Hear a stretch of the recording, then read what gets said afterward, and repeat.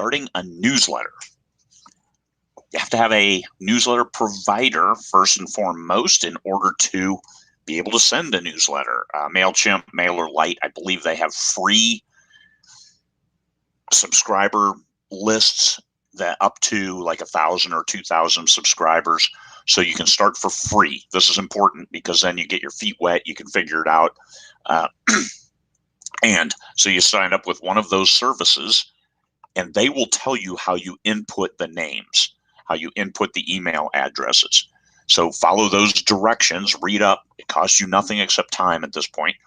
And your whole goal is to tell readers, keep them excited about your stuff and tell them about when you have a book to release, but because you now have a relationship with them. So that's the whole thing. You're building a relationship with your readers in a way that you control. You're not counting on a distributor. You're not counting on Facebook. You're not counting on anybody but you and that email address.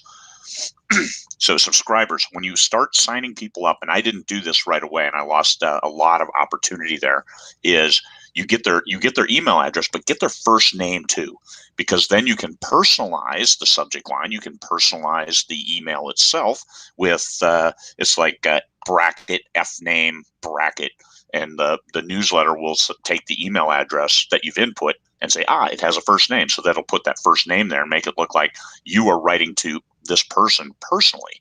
And that's cool. So make sure you collect that information when you collect it.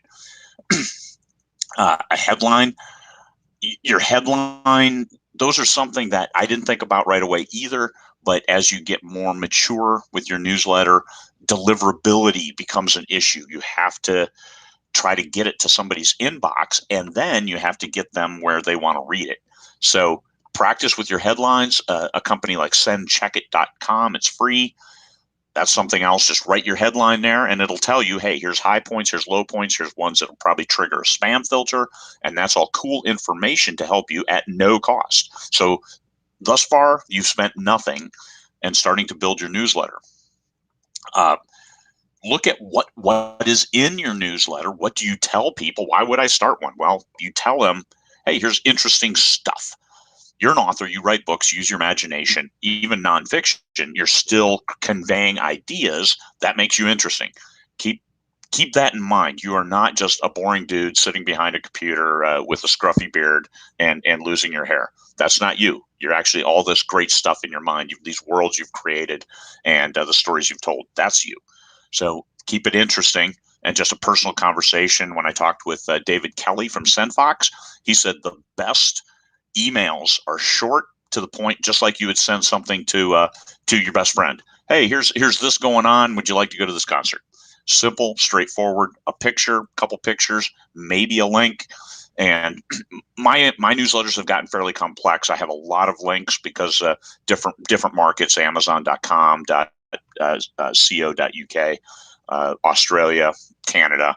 I have separate links for each of those markets for each of my books. I have at least 3 books. I have my whole series, 20 different series with links. So I have a lot of links, and it hasn't really affected my my deliverability like it could.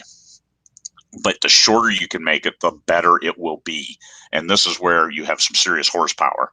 Just a short conversation. Hey, here's this. I live in Alaska, so I leverage the hell out of that about, hey, the Northern Lights, we can see them out of our driveway. My wife takes some great Northern Lights pictures, and I share those. We get some great wildlife, like moose walking through the yard or an Arctic lynx just a couple days ago.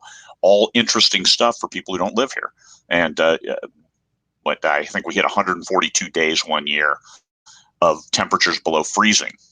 That's interesting to people. One week it warmed up 70 degrees and it was still below freezing because it's kind of cold here. All interesting stuff. Simple as that. I think nothing about it because it's life here. But other people don't live here. Other people don't live where you live. Those are interesting things, and you don't have to give away the farm. If you have a pen name, it's okay. You still create stuff in your mind. That interesting conversation with your readers, keep them on the hook. And the periodicity of when you send these, we're looking at just starting. So all you want to do is you want to send that first one with whoever you subscribe, the email address with that first name. Use the ability to tag in the newsletter, and MailChimp, MailerLite will tell you exactly how to do that.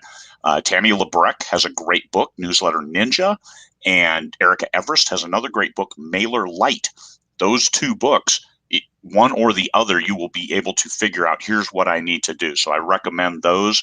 Yes, they come at a cost. Unless you have Kindle Unlimited, then you can, I don't think Newsletter Ninja is on KU, but I believe MailerLite is.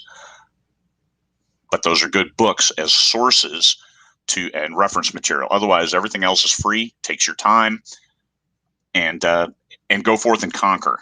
How do you get newsletter signups? Well, that's something we'll talk about in a separate 5-minute focus. All right, everybody, you have a great day.